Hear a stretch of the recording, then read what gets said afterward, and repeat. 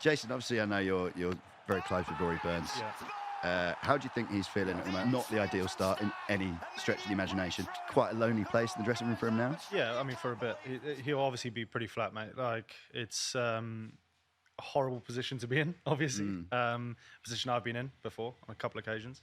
But he's a strong character, mate. He's our captain at Surrey. He's got that way about him where I'm sure he'll be able to just leave it there, leave it on the pitch and go forward. I mean, it was a 90-mile-an-hour Yorker. First ball of a Ashes Test match, your adrenaline's going, your heart's pumping out of your chest. So, you know, you can't look too much into that. But yeah, gutted for him, man. Yeah. Gutted. What is that pressure like to go out there and know, with all the uncertainty leading up to this series, you know, I didn't think it was going to happen until the first ball was bowled. Yeah. You know, and all that tension, all that suspense. And he's got all that on his shoulders facing the first ball. What's that feeling? Yeah, like? Well, that's it, mate. And you can go and you can net and you can do everything you can possibly do to be ready. But you step out there. It's the first game of an Ashes Test series in Australia. It's your first time playing an Ashes series in Australia in front of a big crowd as well. The atmosphere sounded pretty good there. So it's such a hard thing to prepare for. It's so hard. You can't really. So I think once his innings is done now, his second innings, he'll come in and he'll feel way more at ease, I think. And so will a lot of the boys as well, because it's a huge occasion. Yeah. And hard to get to grips with sometimes.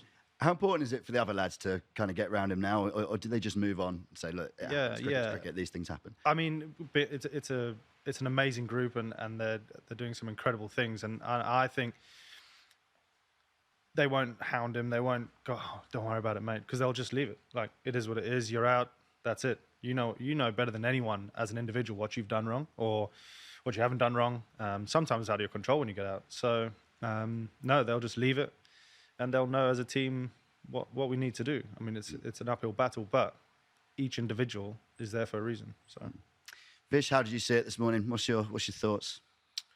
My thoughts were that, I suppose, with the toss being how it went, I thought, you know, Pat Cummins, I mean, that's a great start to your captaincy, not having to make a decision at the toss, isn't it? I think a lot of captains would take that first time anyway.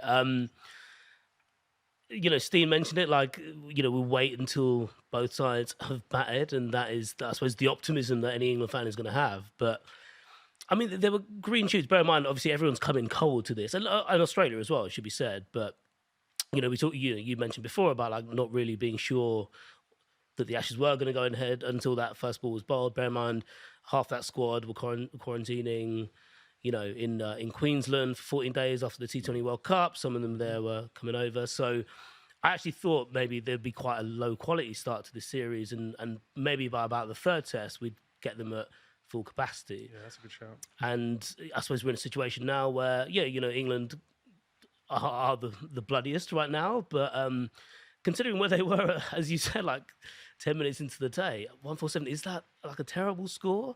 I mean, it might be. Yeah, in 2 days' time when Australia's still in their first innings, but I think for now it's something on the board, really. Yeah. How many times have you Googled La Nina in the last couple of weeks? Yeah, a lot. Yeah, especially the little accent above the end. Oh, yeah. So as a I'm tough hot one on to that get as now, well, isn't it? yeah.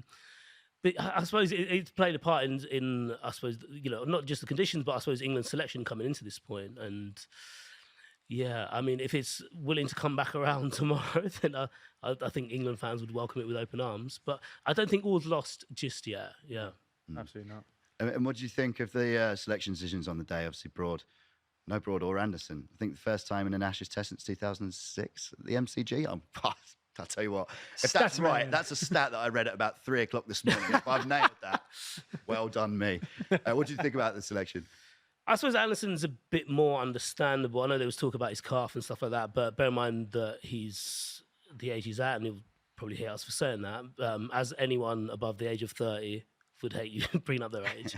But I suppose, you know, he's got day-night tests coming up as well, and they were always going to manage him and Broad together. Broad would be the one, though, because certainly his average at the Gabba is, I think it's 27. You know, I think he's had success there.